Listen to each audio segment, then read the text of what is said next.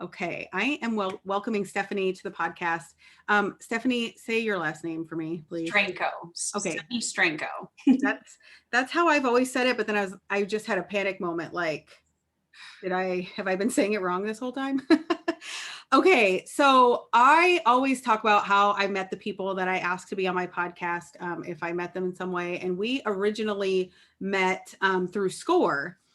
You had a SCORE mentor that asked me to come to a meeting one time, and we just kind of connected almost instantly. So much in common. Both of us go 100 mile an hour. And you were kind of new to the area and looking for some like networking ideas and, getting your business out there. So first tell me a little bit about Stephanie, the person, what's home life like for you, and a little bit about your business.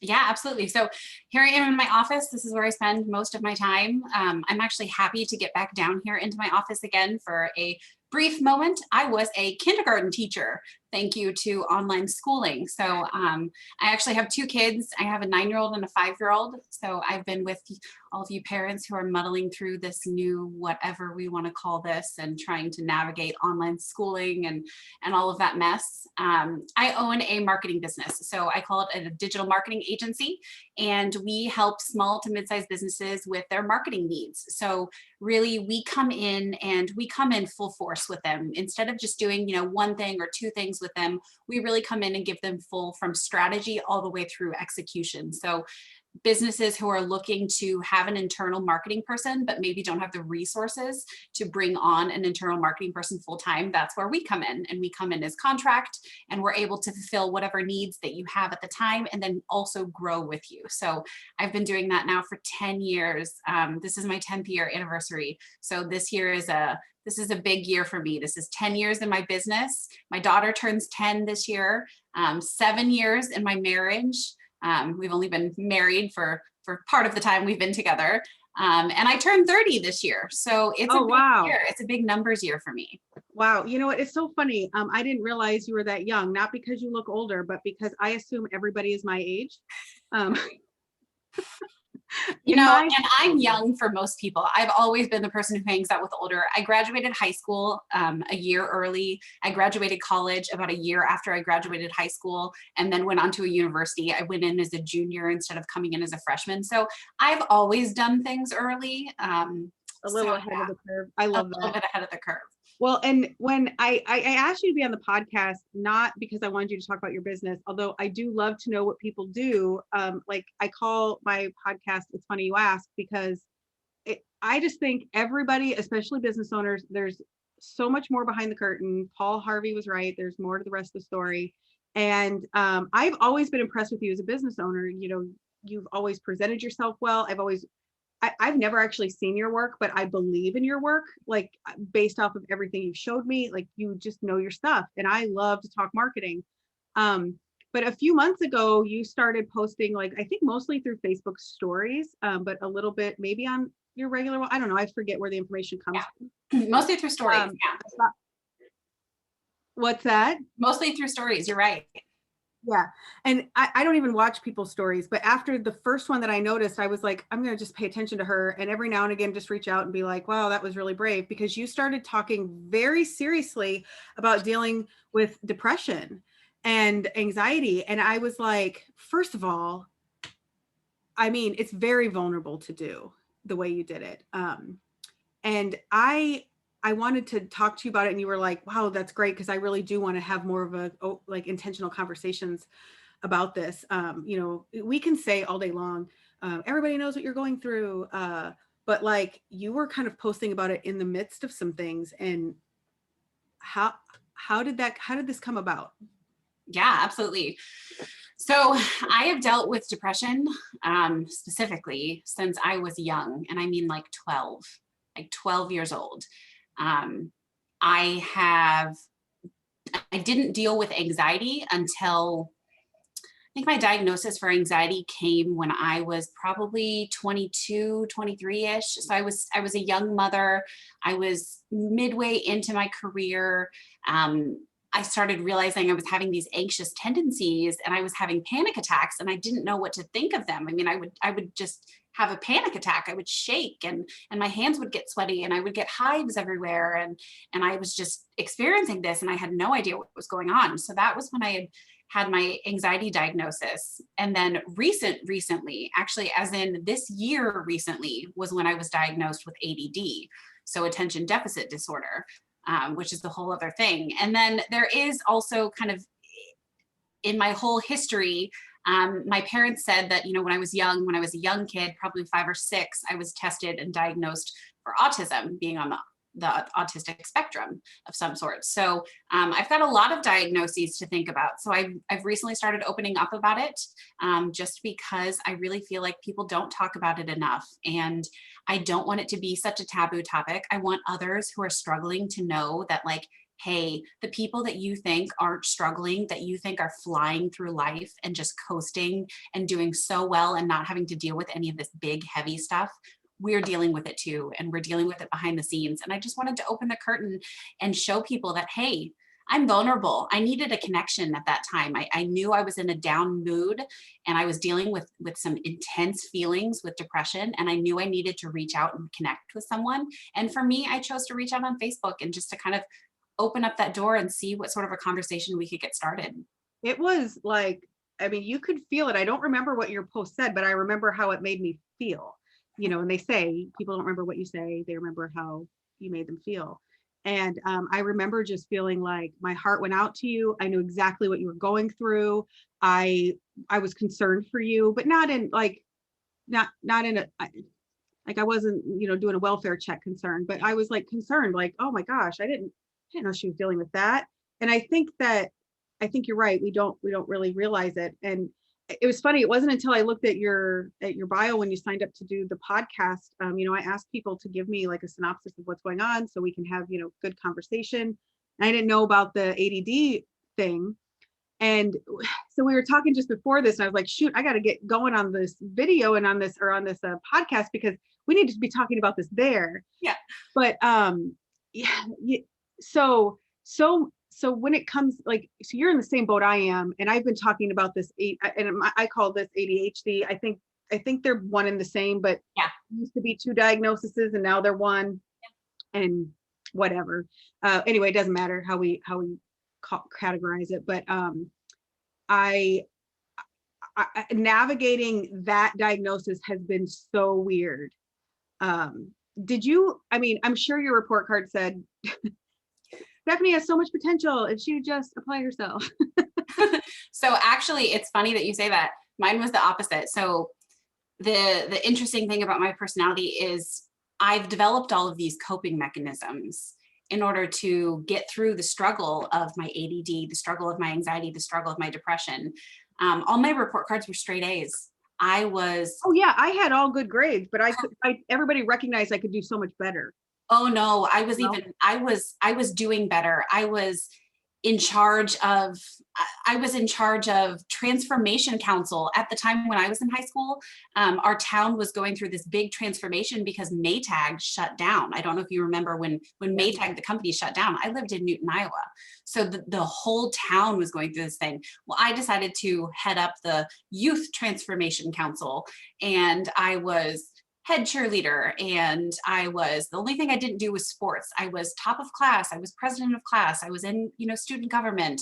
I was the person who, in order to cope with everything, I made myself so busy, and I was doing everything at levels of perfection, because to me, my anxiety gives me that perfectionism issue. Mm-hmm. And so I was just trying to combat it by doing more and more and more and more and more. I was almost doing too much. So the stereotypical high achiever. You're the high achiever. High achiever, yeah. And when you're doing that many things, there's very little time to get stuck in depression because you have to show up for other people, right? Exactly, because you had to fake it till you could make it. So you have to put your face on, and no matter what you were feeling that day, you'd have to go out into the world. And so that was how I, so to speak, hid, I guess, that from everyone. I just faked it till I made it. Yeah, I mean, I can definitely I can definitely feel that. And I think a lot of people, well, I think a lot of people that are high achievers kind of go through that, where they were like on the top of their game in high school, and then college comes, and they can sometimes stay there, but usually that's like when you have the big aha moment that you're not the messiah of anything. Nope, that was exactly it for me. It was funny. I call this my 1 year. I graduated high school early. When I graduated high school, I actually had I had a 2 year degree already that I was graduating like the next month. That's Um, really common now, but yeah, I don't it think it wasn't at the was. time. Mm-mm. Nope, it wasn't at the time. So of course I was doing that. So I actually decided I took a year off. And then the next year I decided, you know what, I'm going to go back to college. I'm going to go to Iowa State. And I went to Iowa State, and I went to Iowa State and I failed. I didn't go to classes. I did nothing but partying. I thrived socially. I was in a sorority. I was doing all the things with that, but I was failing otherwise. I call it my mess up year because it's the 1 year that I just dropped who I normally was, and I just didn't attend. And I realized afterwards, or what I recognized when I look back on that year, is I was struggling intensely with my depression at that time. I Yeah. was just now starting to realize some of my anxiety tendencies were starting to happen in college, and I had no idea that they were manifesting themselves. I had no idea what was happening. And when I look back on it, I think, gosh, I was classic depression. I wasn't getting out of bed. I was sleeping constantly. I was abusing, drinking too much. I was, just hiding things like that. So it's funny that you say that, because I did. I crashed after high school. Well, you And lost your coping mechanisms, I I'm did. sure. I mean, Exactly. high school really allows you to, you've got the accountability of your parents and your teachers, and somebody's keeping up with what you're doing, pretty much all the time. When you go to college, pushed out into the world, left to our own devices, we can really be a pain in our own ass. Right? Um, Exactly. and we were talking before about all the studies being done right now on ADHD and women and girls, and understanding the difference. And same with autism, women and girls do present differently. And it's been a tell me if it's been a struggle for you, but it's been a real struggle for me to wrestle with this ADHD diagnosis, not because I don't want to have ADHD, but because I just there's like feelings of like, if I would have known this earlier, um, is there something wrong with me? There also the finality of it, because it's nothing you grow out of either way. It's not a personality disorder. It's like literally dopamine receptors and chemical balance and makeups of your brain and how it works. And no changing it. There's only coping with it. Are you struggling with that now too, having this recent Yeah. diagnosis? No, I think that when it was first presented to me, I see someone through, so I see a therapist and I see a medicine doctor as well. So I see kind of both, and they kind of play off of each other to determine what sort of medicine I need to be on. Because for me, medicine is a 100% a part of what I have to do in order to get through life with this.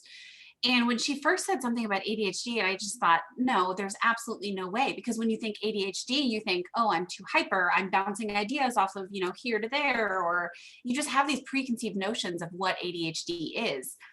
And so she gives me the questionnaire, and I start filling out this questionnaire, and it says things like, did you use your intelligence as a way to cope with your unorganized or your and how to organize your thoughts? Did you use planning and over planning as a way to cover up certain things? And I thought, my gosh, yes, I absolutely did that. And so it was then when I started realizing like all of these little things that I didn't associate with ADHD that now I'm starting to associate. And I'm thinking, oh, yeah, you're right. I do that. I did that. Oh, wow. I did that back in high school. Or I remember doing that as a kid, thinking back to, because they have you think back to like, what did you do in grade school? And what did you do in high school? What did you do in college?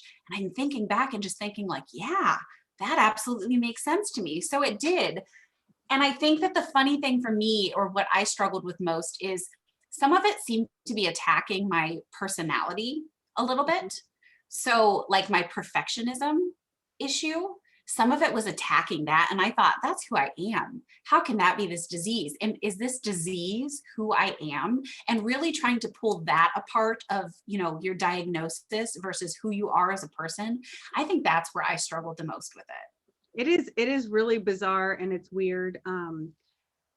I mean, it explains a lot of things too when you really dive into it. I told you I'd been reading some peer-reviewed medical journal stuff, and that's not even like something I'd ever consider before, but I want to understand it on as deeply scientifically as I can, because if you go out on the web, there's a lot of information out there, and you could say that everyone has these tendencies, but at the rate that it disrupts your life, and the fact that it starts early and it doesn't go away, and those things really become you're just like, oh, that's why, that's why I am the way that I am. And you find yourself being so frustrated with yourself all the time. So it's good to understand, it's good to know what's a coping mechanism and what's not.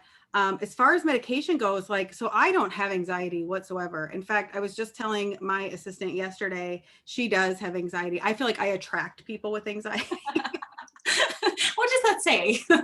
I don't know, but I'm like, listen, you guys, you're kind of giving me, but I told her, when I get anxious, I like that feeling. It's dopamine going off. It's not a bad thing for me.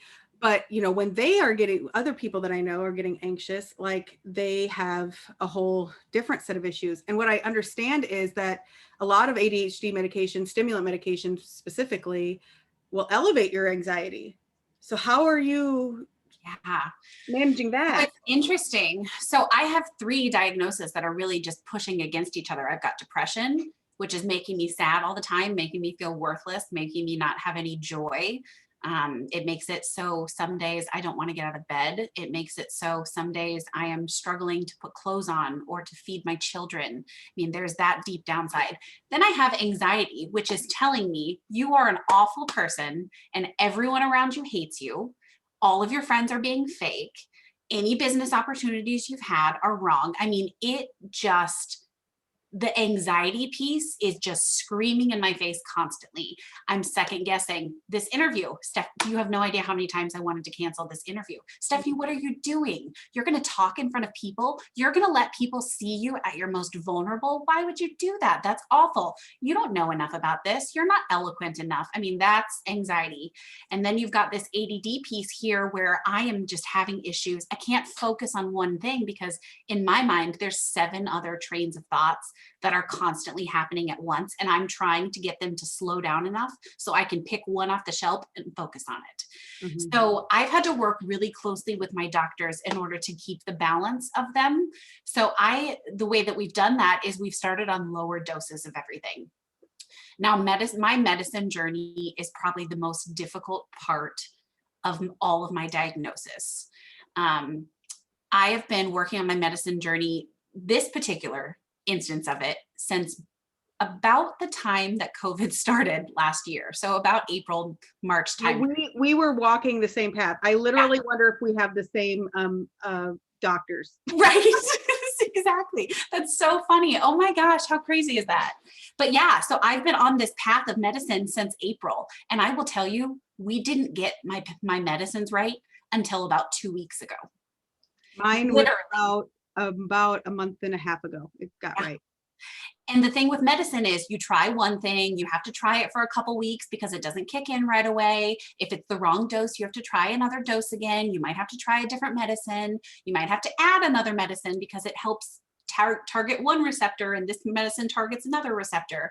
I mean, it's a huge undertaking. It's confusing, and you really have to devote yourself to understanding all of these different medical terms and understanding how it works with your diagnosis. So it's been rough. I'd say I've relied heavily on my medical management team. They have truly, and since I've been seeing someone for my anxiety and depression, I see a doctor who is specific They are in a therapist office, and they work specifically with people who have mental illnesses. So it's not like I'm going to see my normal doctor about this. I'm going to a specialist person. And for me, that's what's made the most difference, because they truly can help you understand. Like, my doctor explains to me, we're going to put you on this medicine, and here's what it's going to do, and here's how it targets this receptor, and here's why it's going to work. And so I think for me, that's what's been really important, Yeah, especially in that journey. I can echo that. My doctor wouldn't touch it. I started talking to her about some things, and actually she was like, she put bipolar down, bipolar 2 actually. So I went on this deep dive looking into that, and then I was like, I don't feel like that's it, but man, I know a few people. Funny, we went through the same when I was trying to figure out my diagnosis. They had also said bipolar 2. And actually, it took 2 months where they were trying to explore the bipolar route and putting me on medicine for that. And I kept having to confront my doctors and saying, this isn't bipolar. For me, it's my anxiety gets so heightened. And then when my anxiety gets too high, too heavy to hold, it goes deep down into a depression. And then I'm stuck in this depression, and I'm having to pick myself up out of this. And then again, the anxiety works itself up again, and I fall into a hole. But to an outsider, it looks like a cyclical pattern for bipolar. So that's interesting you say that. I also had to fight back that diagnosis. Yeah, that was what my original doctor said, but then she said, I want you to go see a specialist and, talk about this. And so we actually spent like 3 hours on it was like a call like this. Yeah. And in different parts of the day. And when it was all over, she was like, yeah, no, I know exactly what's going on with you. And I was like, really? And she's like, nobody's ever told you that? I'm like, never. This was not on my radar. This was not something I had joked in the past. Like, maybe if I just took an Adderall, I could like focus. Yeah, right. But I'm not, I'm a busy person, but I just always I'm very productive. So how am I? Coping mechanisms. Yeah. So how am I like that? Like, I thrive under pressure and deadlines and all of that stuff. The depression part of my life that I could talk about is a very hard subject for me to discuss. I'm okay telling people, of course I go through low times. I'm okay talking to people about their depression and relating to them and sharing common stories. But like, it is a hard thing. What was there a thing that happened that you were like, I either talk about this or you must have felt like you were going to end up down a path you didn't want to with your depression. Yeah, I think that what finally made me be so blunt about it. So what happened is, the situation is, with my depression, I will deal with suicide ideation. So for me, it's not necessarily that I'm planning something. It's that in my head, I think, gosh, it would be so much easier if I wasn't here. Like, man, if I wasn't in the equation, then this wouldn't be happening, and this wouldn't be happening, and this person would be so much better off if I just wasn't there. My kids would be so much better off if I was removed from that situation, so they didn't have to see that growing up. So to me, suicide ideation is a big part of my depression. And it's the biggest sign for me that when my mind starts turning on me like that, I know I'm not in a good place. I know that my medicine is off. I know that I'm dealing with excess stressors. I know that my anxiety is probably heightened. I maybe haven't eaten that day, and it's a blood sugar thing. It's so much a sign saying, Stephanie, there is something wrong. So for me, I think what you could help people with, and what I would love to know, because this is where I think most people get stuck, where you just have to deal with your depression like it is right here, right now. And that suicide ideation is, nobody wants to talk about that. Mm-hmm. The fact that you did is like so impressive to me, because nobody wants to admit that, because then what also happens is the other side of that is somebody's going to put me in a mental hospital. Somebody is going to call somebody I don't want to have a conversation with. Somebody's going to take me seriously. They're going to check up on me all the time. I'm going to be a victim now. Like, all of that comes into play when you have those thoughts. So the idea of talking to a doctor about it sounds to me like they're sending me to whatever floor it is at St. Luke's that they put the crazy people on. And I don't, like you said, it's not necessarily like in the works, but it's crowding thoughts. How do you have these conversations with your doctor? Can you? Yeah, I'm open. I'm very open with my doctor. Now, it's taken me, I had to find the right medical practitioners. So that's the other thing. I've had really bad experiences with doctors. Really bad experiences with doctors. I've gone to just regular doctors. You know, you go into your normal family practice doctor and you go in and you say, hey, I'm having suicide thoughts. I think I need to be on a medicine. And they tell you, okay. And they look in their little pen drawer and they pull out whichever pen of whichever drug rep happened to come see them at that time. Great. We are going to give you Zoloft. Zoloft is going to take care of you. That's how we're going to take care of you. And you come back a few weeks later, this isn't working. You know, can we try something different? Sure, let's increase your Zoloft. I had so many of those type of experiences with doctors before I finally found someone who was truly able to listen to me. Now I have no problem. If I'm having a bad week and I'm starting to get those suicide ideations again, and I know something's wrong, something's off, I simply send a message to my doctor and say, hey, Kelsey, I've got, you know, this is going on right now. I think we need to do something. And she immediately gets me in sometime that week, right away. And we talk through it. She says, what's going through your mind? Do you have plans? How often is this happening? I track it on an app. It's called Dailyo. I use this app called Dailyo and I track my moods. So I can track my moods. I can track what I did that day. Did I work? Did I not work? Did I have a movie day that day? Did I play with the kids? Did I cook? Did I take my medicine?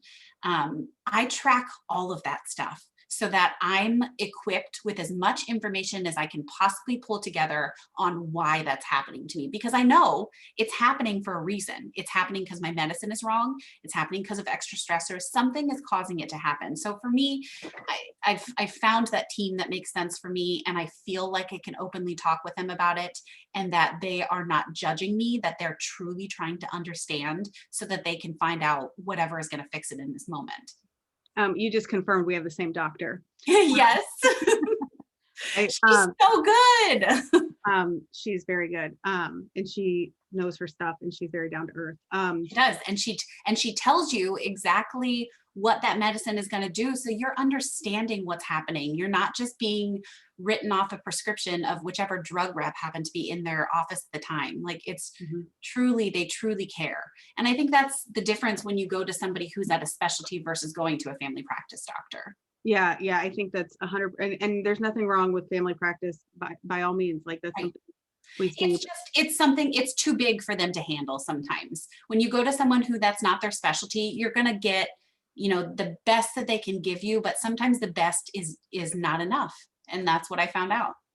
Yeah. And and I think what you're saying is that, like, don't give up if you've had a bad experience. I've had bad experiences before, to the point that I haven't seen any sort of like mental health doctor for probably over a decade. I know over a decade. It's been a long time.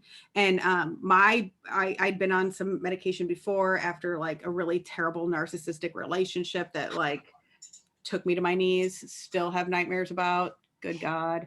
So I thought, oh, the only reason I needed medication then was because I'd gone through that, when in reality it wasn't. And then going off the medication, I had tons of side effects, and I wasn't walked through the process. I also know more than anybody else, so hey. But I think it's easy to give up if you have had those experiences or feel judged. And especially when you're talking about depression, it's so hard, because although you understand that people understand you, it's hard to be a burden on somebody when you're going through that too. And then that, you think about your family and your kids and stuff. And I so know exactly what you're talking about. It is just like, it's heart ripping apart. Like you can feel it physically. And which just sinks you in further. And then you're just stuck in this hole of just this despair. And it feels like impossible to get out. And I think that it's really important for me the biggest message, if I were to say to somebody, you're starting their mental health journey and saying, what's the biggest thing you wish you could, somebody else knew? The biggest thing for me is that if you have to be on medicine, know that it is a long haul process sometimes. So don't give up on it after you've tried the first medicine, because your first medicine may not work. Your second medicine, your third, fourth, fifth, sixth, seventh, eighth, ninth, and 10th medicine might not work. But that 10th or 11th medicine might be the one that finally works. And it is so worth it to hold on until you get to that point, because then you see, oh, this wasn't me. This is something that was wrong up here, that there's a medicine that's allowing me to fix that so that I can go on with my life how other people normally live without this burden. And it is just so important that you keep holding on until you get to that point, because it can be a long road. It's not a fun process by any means. Yeah, and I thought I would not know when my medication was right. I thought, because like when I was starting it, I was like, yeah, it's better. And then I would ask her, my doctor, I would be like, so like, at what point do we stop chasing this? Like, is there a point where we're looking for too much of an improvement? Like, at what point do we say this is good enough? Because I don't want to be over medicated either. I'm very familiar with, addiction issues and things like that. I want to know that we're playing it safe and not overdoing it and causing more problems. Right. And, she assured me that I would know. And she's right, because when my medication for my ADHD anyway got correct, my life is literally 180 degrees. I'm Isn't like, that a good feeling? it's like, whoa. It's like, and then you almost feel a little guilty, because you're like, wow, like I'm killing it now. Like you almost feel a little bit like, gosh, this is what it took. But why couldn't it, if I could have been like this for the past 10 years, what would I have accomplished? If I could have been like this for the past 10 years, where would I be now? And then you're stuck in that, like, oh, if only someone would have told me sooner, if only we would have got to this sooner. I get it. It's that huge eureka moment of, wow, it's not me, it's an imbalance, and you're fixing it. Right. And then I don't know how your oppositional defiance lies in this whole spectrum of disordering, but like, I am well, I'm not the most defiant person I know, but if I can challenge authority, I will do it. And I will especially challenge my own authority, like my own. What is this? So I will literally like look at the glass of water and be like, you should drink more water. And then the other side of my head says, you're not going to tell me what to do. I don't need that water. And I do it with my meds too. Like, I'll beat myself up. Why do you need these meds to get your shit together, Kendra? How about you just show up and do it anyway? Yeah. See, that was hard for me for a long time to accept that, accepting that you need help. It's like, well, other people don't have to deal with this. Other people don't deal with depression and anxiety. Why can't I just get my shit together? Why can't I just do it? Why can't I just get out of bed? Why can't I just want to live? Why can't I just be normal? I mean, you have that strong desire to want to do that. But for me, when I recognized that the medicines were truly what was helping me, and I do medicine and talk therapy, like I still see a therapist every other week. I mean, every other week. And sometimes it's once a week. When it's bad and when I'm in the deep darkness of it, it's once a week. And I think it was, for me, it was getting to a point where I understood that there were things that I could do that would make a difference and make this less prevalent in my life. When mental health isn't the forerunner in my life, when it's not the first thing that I'm talking about with everybody, to me, that's when I know it's a success. Because for me, it means it's monitored and it's being taken care of in the back end, and I'm not having to confront it head first every single day. Yeah, that makes sense. How has talking about it, now you have talked about this on your personal Facebook page, which to me is to the entire world. I don't know if it is. Maybe it's not. Maybe it's to 4 people. Maybe I'm one of a few. I don't know. But you have talked about it very publicly. And I'm sure your anxiety tells you people are going to judge you. Nobody wants to hear this. You're just looking for attention. Exactly. That's the first thing is, oh gosh, everyone's going to think you're just an attention seeker. And I said, you know what, even though I think that that's the first thing that people are going to think, I'm going to put this out there. And I did it. What I did is I was having intense suicide ideation, and my husband travels Tuesday through Friday. So Tuesday through Friday, I'm a solo parent. It's just Wow. the kids and I. And this is every week, so I'm used to it by now, but I was by myself. And so for me, putting something out there on Facebook, telling people, hey, I'm dealing with suicide ideation right now. Like, gosh, this sucks. I think I put something like, it really sucks that I have to deal with suicide ideation when this, and this are going on, but I'm stuck having to deal with this. It's so unfair. It's so unfair. I wish this was different. And I put it out there so people knew, hey, she's struggling, because what I wanted was connection. So I knew at that moment that my heart needed connection, and it didn't matter where it came from. It could come from someone that I know that was on my Facebook page that I met 7 years ago. And they responded to me and said, you know what, I saw your Facebook post. Are you doing okay? And I said, yes, I am. I'm getting through it. Just putting it out there is a weight off of me. Just saying, hey, I'm dealing with suicide issues today. Today's a hard day. Today's a heavy day. Just saying that. Normalizing it more or less, like making it normal. Exactly. And probably making it normal for you. You always notice when you say things out loud, it's like, oh, maybe that's not really it. But inside your head, those problems magnify when you leave them there. But when you get them out, it's almost like they become smaller. And I mean, I like I said, I didn't remember what you said, but I knew I needed to reach out to you. And I mean, we hadn't talked in a while. But it was just like one of those things that it was like, oh, she needs a friend, and I happen to be a person, so I'm going to respond. And I think that is pretty much how you responded. I knew you were fine, but it's just good to know when somebody, and like, as women, we don't, and not just as women, as human beings, whatever, but we have a harder time, I think, asking for help, and or saying, this is what I need right now. Sometimes we don't know what we need. Right? Yeah. Well, and for me, I think the reason I put it out there and posted it to Facebook and was so public in that sense is because it was actually harder for me to reach out individually to people and say, hey, like, there's people that I have who I know that I could call at any point in time and say, hey, it's happening right now. I'm in a really dark place. I have a best friend who lives in Minnesota, and I can call her at any moment and just say, hey, I'm in the dark over here. And she can somehow pull me into a light. And I know I can do that, but there's some days where that feels too heavy. And so for me, putting it out there, just putting it out there where you could ignore it if you wanted to, which people did. You could be mean to it if you wanted to, which no one did. I'm very happy to report no one made me feel worse. Absolutely no one, which was a big thing. I thought for sure somebody would have. No one made me feel worse. But what it did is it allowed people to the option if they wanted to help me or if they didn't. Mm-hmm. And so for me, that was not as much of a burden as it would have been for me to send a message.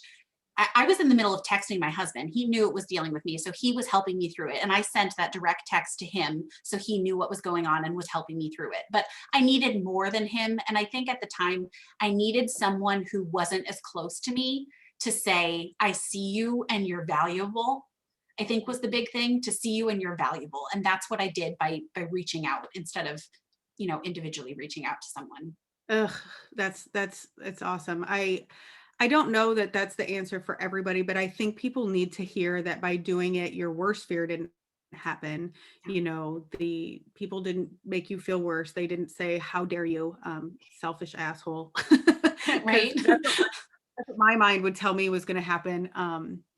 You always worry about disrupting people where they're at, and when you're on Facebook or any social media, and I believe social media should be a highlight reel of life in a lot of ways.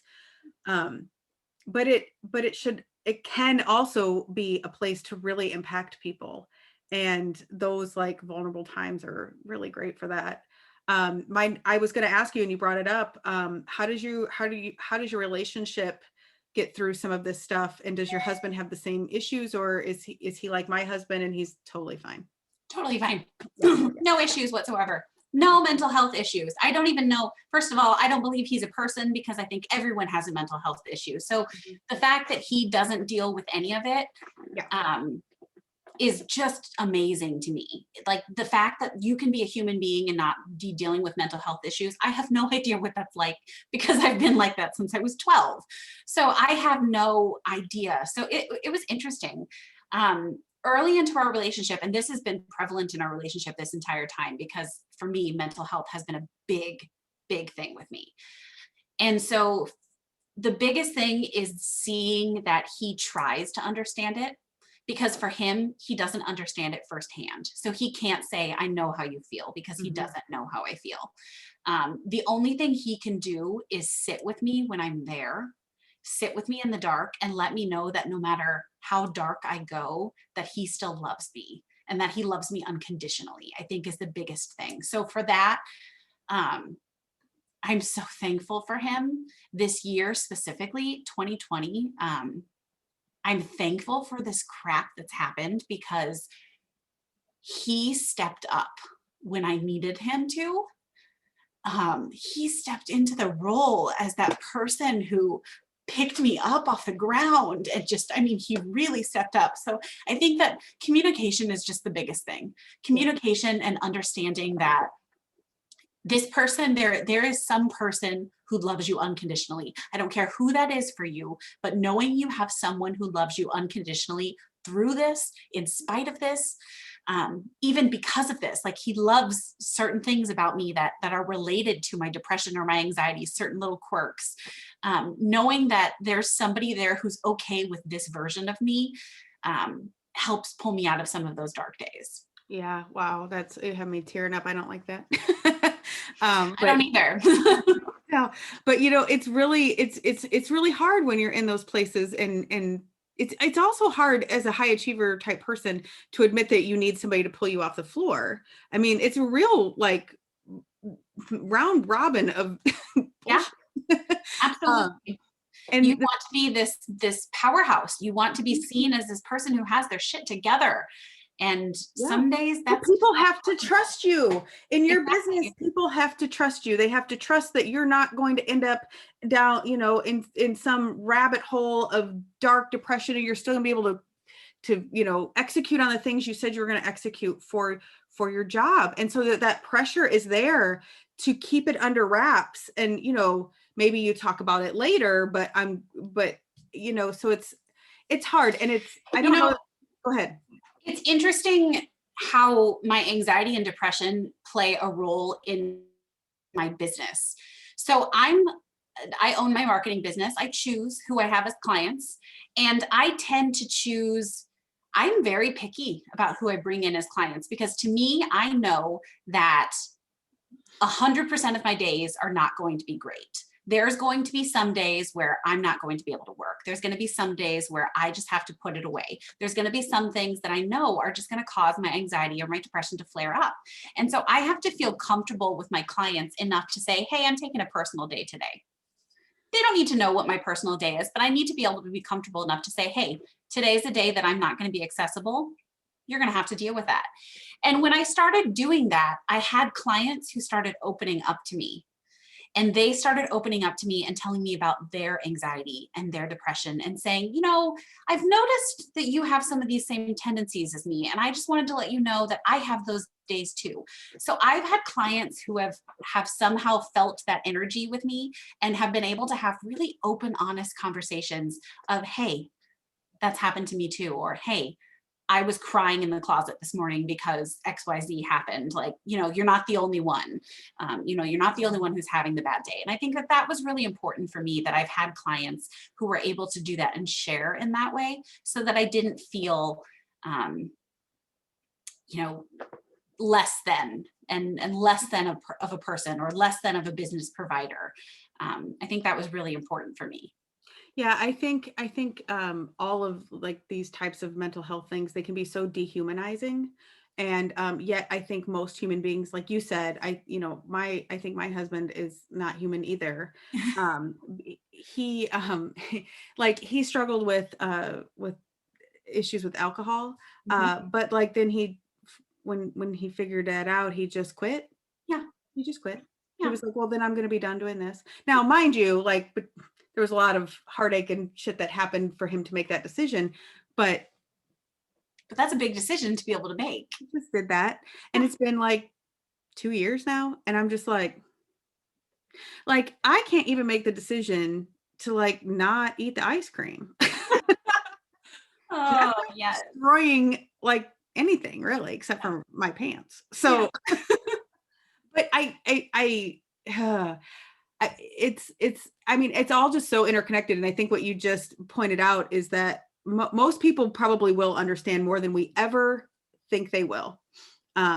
It's the bravery to say it, or to say, hey, I need a day off, or I know when I've had employees or contract people that work for me, when they've been going through things, I'm like, absolutely, take your time. Like there's nothing as important. My business is never as important as somebody doing what they need to do. I mean, you can't do it for a month, Right. really, but if you need a day or two or a week, shit, like we'll be fine. We'll pick up where we left off. I think it's important finding those people, because you'll find that not everybody is like that. There's Sure. a lot of people who do think it is. I mean, it's a stigma for a reason. There's a lot of people who do think you're less than a person because you deal with mental health issues, or, I'm sure there's going to be someone out there who says, "Oh, she's probably not that great at her job because if she's dealing with this all the time, then how can she possibly run a business for 10 years?" I mean, it's out there that you're going to find those rotten people. But I think that in my experience, the majority of the people are on the opposite side of, wow, exactly how you responded. Wow, how brave of that to be able to open up and say something. And I even had people who reached out to me and said, gosh, yeah, I'm dealing with that too right now. It sucks. Yeah, it does. And it's hard when you look at the highlight reel of what's going on and you end up in a comparison mode, with other people on social media. And yeah, it's so, are there any like coping mechanisms that you've employed into your life, as a business owner that have helped you get up off the floor, that maybe people haven't thought of, or that you, Goodness, I haven't besides thought of posting on social media?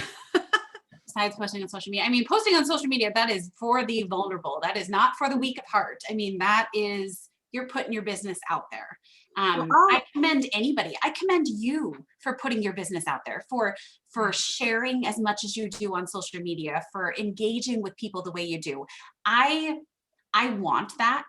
Like I want that connection, but my anxiety part of me has me like coiled up, like, no, no, no, no, don't share that much. Like that's why it's only on my stories right now. That's why it's things that go away, because for me, it is a really vulnerable spot to be.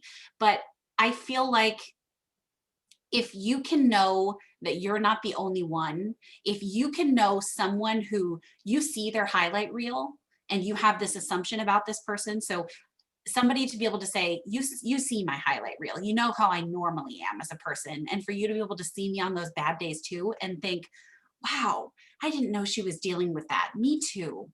Wow, somebody who's at that level is still dealing with that. Me too. I think that's the biggest thing. So find your me too people. Yeah. Whether that's reading a book of somebody who is going through the same thing.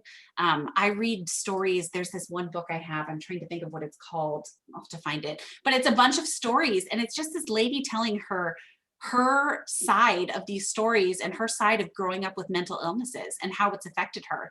And it just helped make me feel not so alone.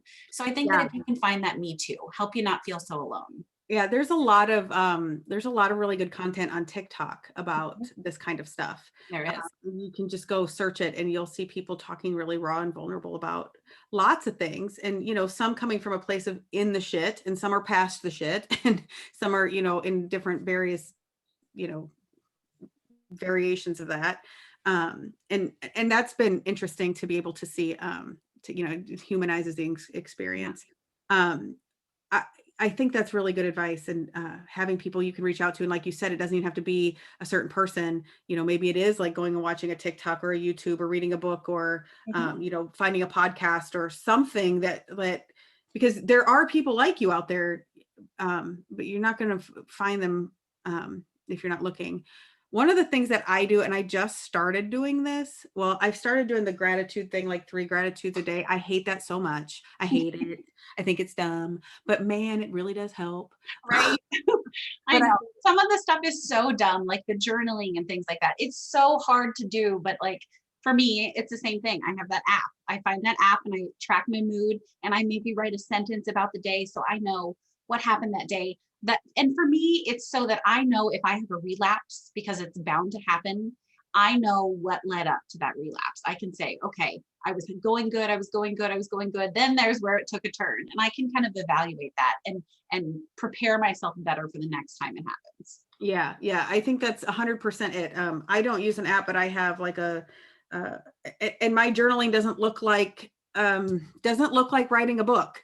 It looks like I write an affirmation, I write 3 gratitudes, and I take some notes on what has happened that day. You know, did I take my meds? Was I eating well? Did I drink all my water? Did I get fresh air? Did I get exercise? Like I just make a literal check mark on these little boxes, and that's the extent of it. I think when people whenever anybody told me to journal, I thought I had to write a diary.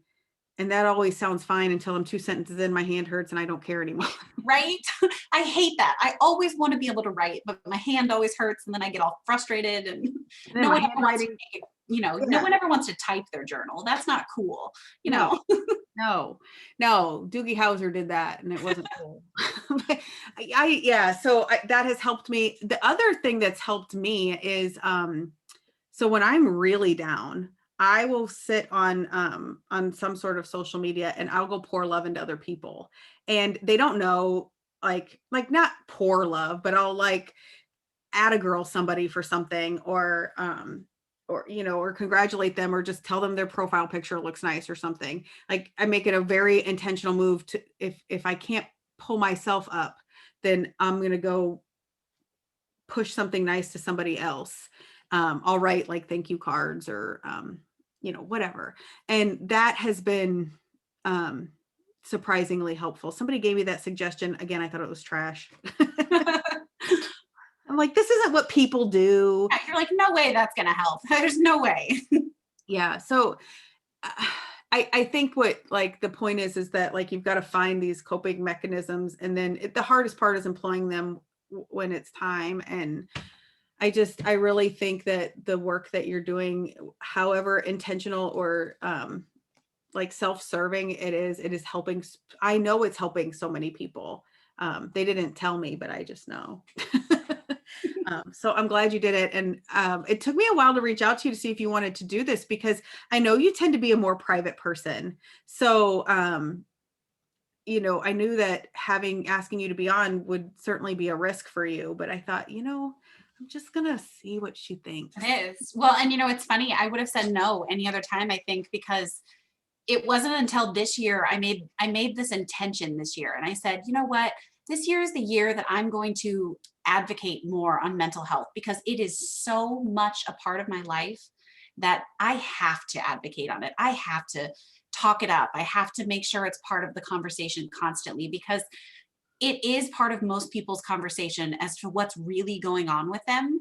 It's just not shown on the outside. So people just don't know about it. So my whole purpose behind this and the reason I was able to say yes is because that's step one of me coming out there and putting this stuff out in the air.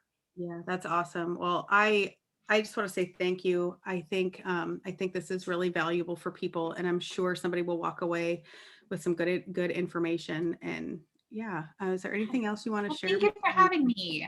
No, No. go to therapy, people. Go to therapy. If you're not in therapy already, go to therapy. Like any kind of therapy, go. You have no idea. I mean, being able to just tell somebody what's going on without feeling like they're having to hold on to it. If I tell a friend, like I can talk to friends and I have friends and we talk all the time, but there's something about being able to unleash some of the harder stuff on someone who's impartial that just lifts this weight off of you. And yeah, it's just I think it's for everyone. I recently convinced my dad to go to therapy to combat some issues that he's been trying to deal with since he was a child. So I truly believe in therapy. It's not too late to get what you need. Never, ever.